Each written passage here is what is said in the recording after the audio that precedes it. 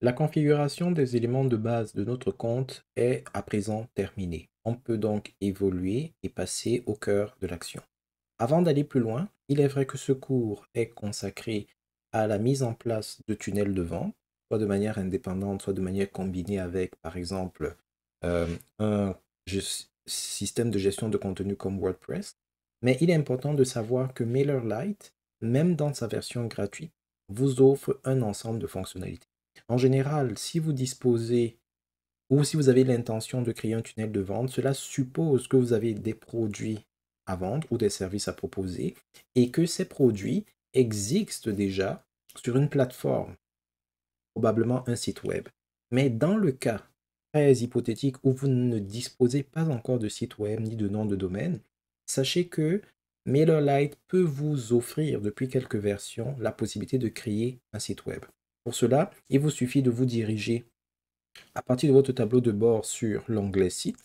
Puis, lorsque vous êtes arrivé au niveau de la page des sites, vous pouvez vous diriger au niveau de l'onglet Websites. Avec le compte gratuit de MailerLite, vous pouvez créer un seul site web qui va comporter 5 pages maximum. Il est important de comprendre que le site web que vous allez créer sera un sous-domaine de MailerLite. Ça veut dire que vous n'aurez pas votre propre nom de domaine, sauf si vous passez au plan supérieur et dans ce cas, ce ne sera plus gratuit. Là, vous pourrez avoir des domaines personnalisés. Mais c'est au moins quelque chose qui peut vous aider à démarrer.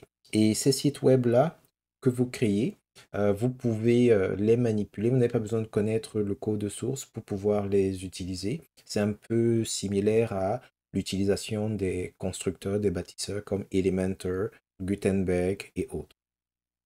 En dehors des sites web, vous avez également la possibilité de créer les pages de destination, les pages d'atterrissage. On reviendra un peu plus là-dessus dans les sessions à venir. Vous avez également la possibilité d'aller capturer l'information auprès de vos abonnés potentiels sous la forme de pop-up.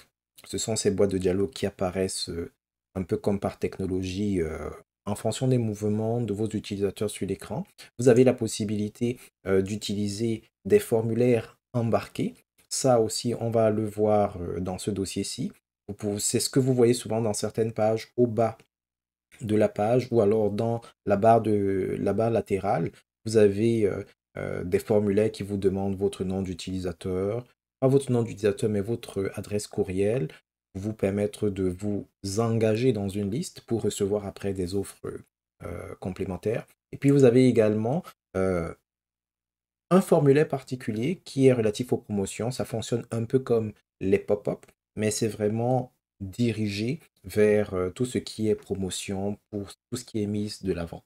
Le gros avantage de ces éléments-là, c'est que ça va vous permettre de construire une présence sur Internet grâce à des outils et grâce à des fonctionnalités qui vont vous aider à aller chercher l'information de vos utilisateurs, notamment leur courrier électronique, pour qu'ensuite, lorsqu'ils se retrouvent dans vos groupes de diffusion, vous soyez capable d'établir des liens de communication avec eux pour qu'éventuellement, cela se traduise par l'acquisition d'un de vos produits ou d'un de vos services.